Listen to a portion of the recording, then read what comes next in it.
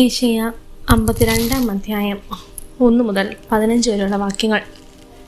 സിയോനെ, ഉണർന്നെഴുന്നേൽക്കുക, ശക്തി സംഭരിക്കുക. വിശുദ്ധ നഗരമായ ജെറുസലേമേ, നിന്റെ മനോഹരമായ വസ്ത്രങ്ങൾ അണിയുക. അപരിചിതനും അശുദ്ധനും മേലിൽ നിന്നിൽ പ്രവേശിക്കുകയില്ല. ബന്ധനസ്ഥയായ ജെറുസലേമേ, പൊടിയിൽ നിന്ന് തട്ടിക്കുടഞ്ഞ് എഴുന്നേൽക്കുക. ബന്ധനസ്ഥയായ സിയോൻ പുത്രി, നിന്റെ കഴുത്തിലെ കെട്ടുകൾ പൊട്ടിക്കുക. കർത്താവ് അരുളി ചെയ്യുന്നു, വില വാങ്ങാതെ നിങ്ങൾ വിൽക്കപ്പെട്ടു, പ്രതിഫലം കൂടാതെ നിങ്ങൾ മോചിതരാവുകയും ചെയ്യും. ദൈവമായ കർത്താവ് അരുളി ചെയ്യുന്നു, താത്കാലിക വാസത്തിന് എൻ്റെ ജനം ഈജിപ്തിലേക്ക് പോയി. അസിറിയക്കാർ അകാരണമായി അവരെ പീഡിപ്പിച്ചു. കർത്താവ് ചോദിക്കുന്നു, എൻ്റെ ജനത്തെ അകാരണമായി പിടിച്ചുകൊണ്ടുപോകുന്നത് കാണുമ്പോൾ ഞാൻ എന്ത് ചെയ്യണം? അവിടെ അരുളി ചെയ്യുന്നു, അവരുടെ ഭരണാധികാരികൾ വിലപിക്കുന്നു. എൻ്റെ നാമം നിത്യവും ഇടതടവില്ലാതെ നിന്ദിക്കപ്പെടുന്നു. എൻ്റെ ജനം എൻ്റെ നാമം അറിയും. ഞാൻ തന്നെയാണ് സംസാരിക്കുന്നതെന്ന് ആ ദിവസം അവർ അറിയും. ഇതാ, ഞാൻ ഇവിടെയുണ്ട്. സദ്വാർത്ത അറിയുകയും സമാധാനം വിളംബരം ചെയ്യുകയും രക്ഷയുടെ സന്ദേശം പ്രഘോഷിക്കുകയും സിയോനോട് നിന്റെ ദൈവം ഭരിക്കുന്നുവെന്ന് പറയുകയും ചെയ്യുന്നവൻ്റെ പാദം മലമുകളിൽ എത്ര മനോഹരമാണ്. ശ്രദ്ധിക്കുക, നിന്റെ കാവൽക്കാർ സ്വരമുയർത്തുന്നു. അവർ സന്തോഷത്തോടെ ഒരുമിച്ച് പാടുന്നു. കർത്താവ് സിയോനിലേക്ക് തിരികെ വരുന്നത് അവർ നേരിട്ട് കാണുന്നു. ജെറുസലേമിലെ വിജനതകളെ ആർത്തുപാടുവേ, കർത്താവ് തൻ്റെ ജനത്തെ ആശ്വസിപ്പിച്ചിരിക്കുന്നു. ജെറുസലേമിനെ മോചിപ്പിച്ചിരിക്കുന്നു. തൻ്റെ പരിശുദ്ധ കരം എല്ലാ ജനതകളുടെയും മുമ്പിൽ ഉയർത്തിപ്പിടിച്ചിരിക്കുന്നു. ഭൂമിയുടെ എല്ലാ അതിർത്തികളും നമ്മുടെ ദൈവത്തിൽ നിന്നുള്ള രക്ഷ കാണും. പോകുവിൻ, പോകുവിൻ, അവിടെ നിന്ന് കടന്നു പോകുവിൻ. അശുദ്ധ വസ്തുക്കളെ സ്പർശിക്കരുത്. കർത്താവിൻ്റെ പാത്രവാഹകരെ, നിങ്ങൾ അവിടെ നിന്ന് ഓടിയകലുവിൻ. നിങ്ങളെ തന്നെ ശുദ്ധീകരിക്കുവിൻ. നിങ്ങൾ തിടുക്കം കൂട്ടേണ്ട, വേഗം ഓടുകയും വേണ്ട. കർത്താവ് നിങ്ങളുടെ മുമ്പിൽ നടക്കും. ഇസ്രായേലിൻ്റെ ദൈവമായിരിക്കും നിങ്ങളുടെ പിൻകാവൽക്കാരൻ.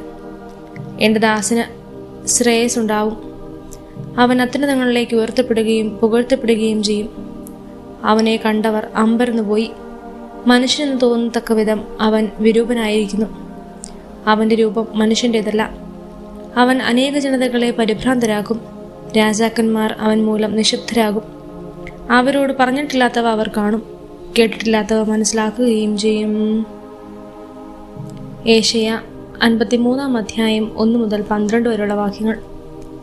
നമ്മൾ കേട്ടത് ആര് വിശ്വസിച്ചു? കർത്താവിൻ്റെ കരം ആർക്ക് വെളിപ്പെട്ടിട്ടുണ്ട്? തൈച്ചടി പോലെ വരണ്ട ഭൂമിയിൽ നിൽക്കുന്ന മുള പോലെ അവൻ അവിടുത്തെ മുമ്പിൽ വളർന്നു. ശ്രദ്ധാർഹമായ രൂപഭംഗിയോ ഗാംഭീര്യമോ ആകർഷകമായ സൗന്ദര്യമോ അവനുണ്ടായിരുന്നില്ല. അവൻ മനുഷ്യരാൽ നിന്ദിക്കപ്പെടുകയും ഉപേക്ഷിക്കപ്പെടുകയും ചെയ്തു.